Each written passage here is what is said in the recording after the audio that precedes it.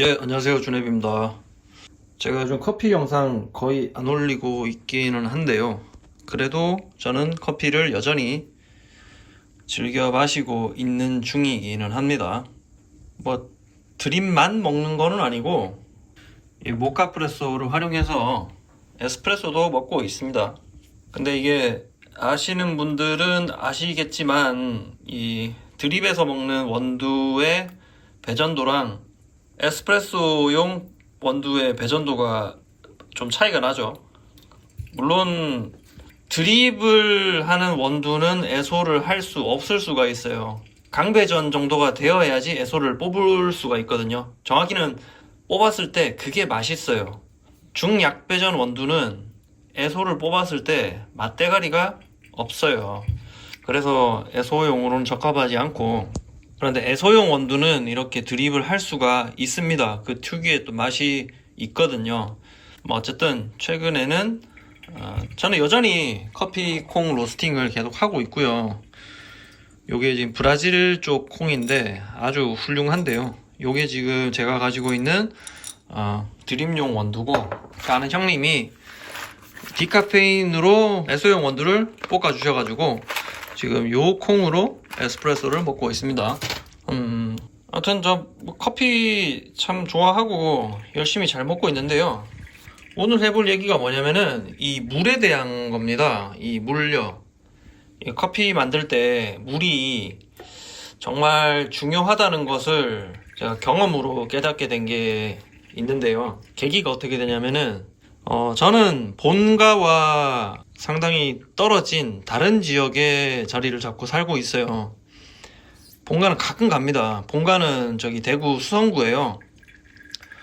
그런데 웃긴 게 제가 사는 이 동네에서 커피를 이렇게 내려 먹는데 뭐 많이 먹을 거 아닙니까? 경험치가 엄청 쌓여 있단 말이에요.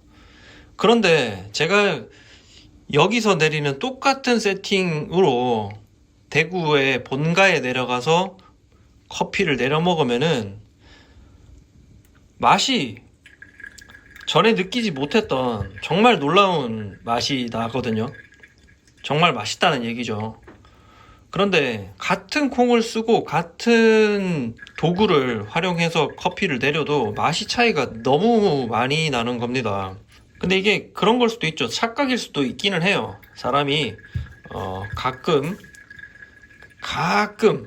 아주 간만에 본가에 내려가서 그렇게 커피를 내리면은 뭔가 여행 간 느낌이 들고 그 버프로 사람이 착각을 할 수도 있는 거죠. 그래서 제가 수차례 반복해서 테스트를 해봤는데 분명히 맛의 차이가 존재를 했어요.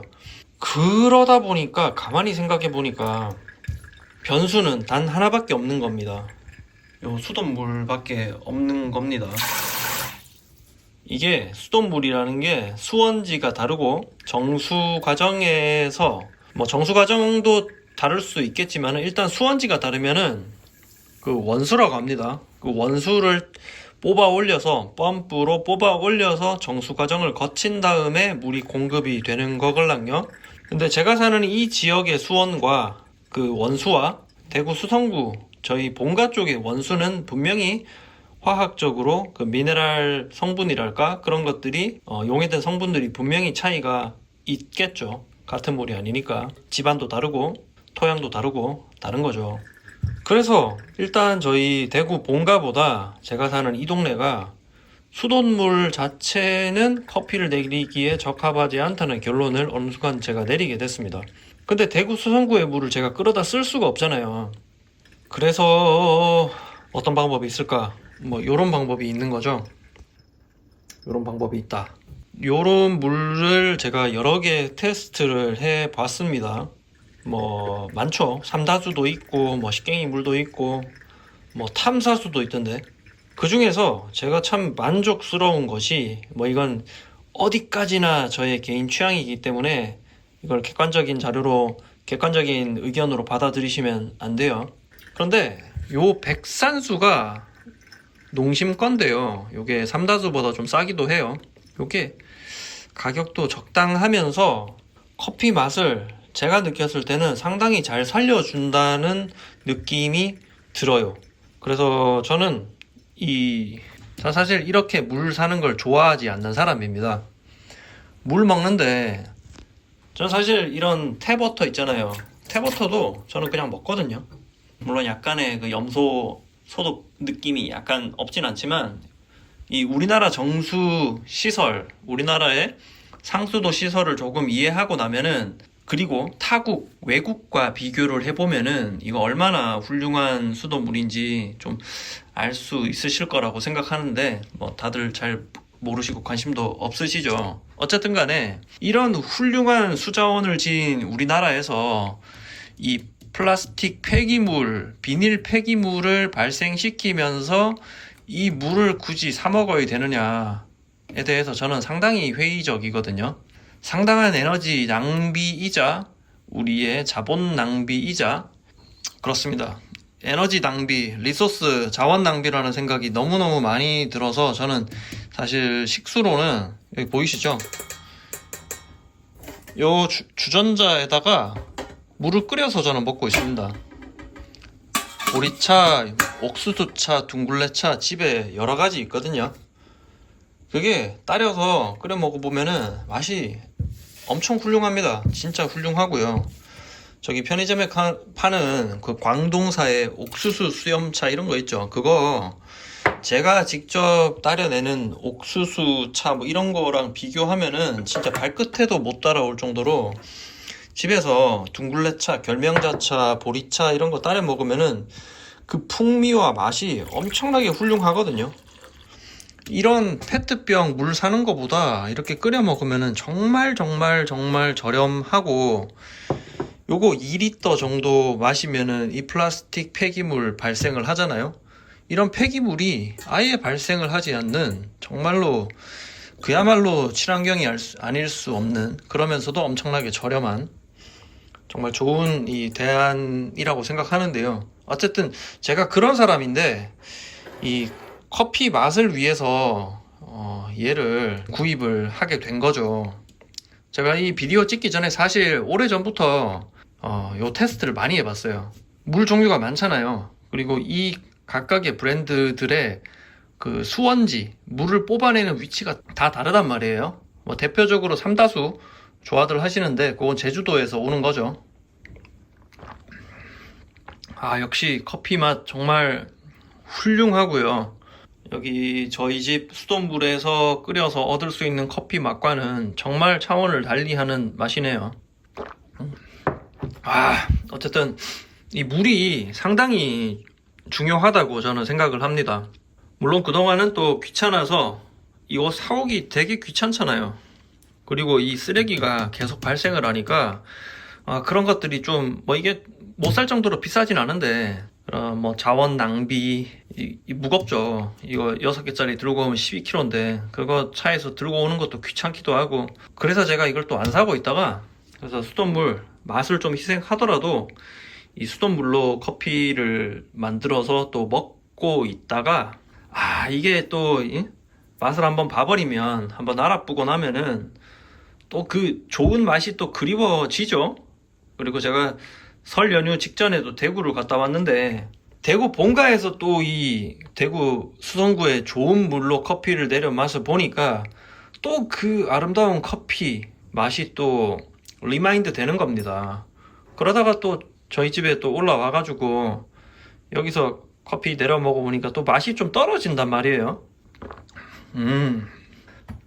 그래서 제가 요걸 한번 구입을 해 봤는데요. 이 커피 좋아하는 사람들, 물의 종류가 이 커피 맛에 영향을 얼마나 주는가에 대한 논의가 상당히 많이 진행되어 있기는 합니다.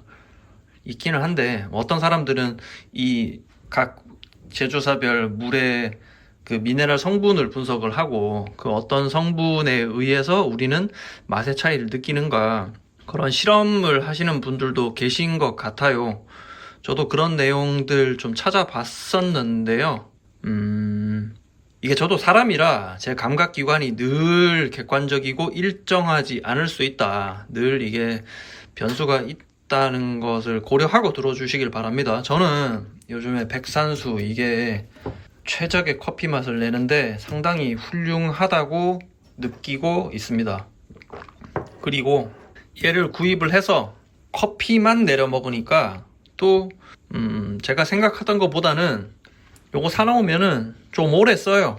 요거 커피 한 잔 내리면 제가 한 뭐 여유분 포함해서 이 주전자에 한 250에서 300ml 정도 쓸 겁니다. 여기도 보면 약간은 남죠. 저도 이게 기계가 아니다 보니까 약간의 여유분을 넣어서 뭐 요 컵도 미리 데피고 요 서버도 미리 데피고 뭐 그런 것들을 하는데 그래도 약간은 남아 있는데 넉넉 잡아서 한 300ml 쓴다고 하면은 요게 2리터 2000cc죠. 그래도 넉넉 잡아서 6, 7번 이상 한 8잔은 얘로 뽑을 수 있다는 결론이 나오네요.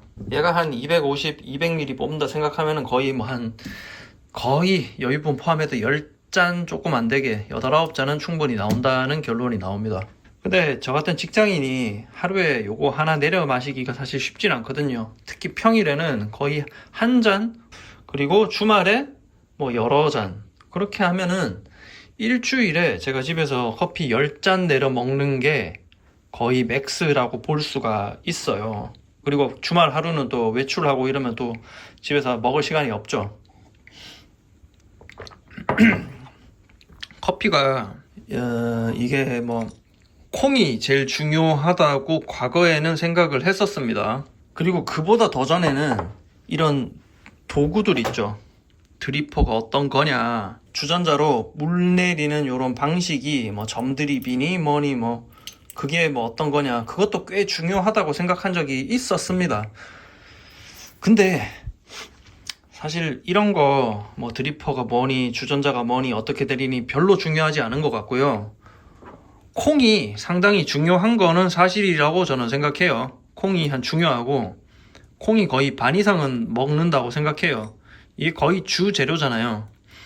그런데 콩이 한 5, 60%라고 보면은 분명히 이 물도 꽤 많은 프로포션을 차지한다고 저는 느끼고 있어요.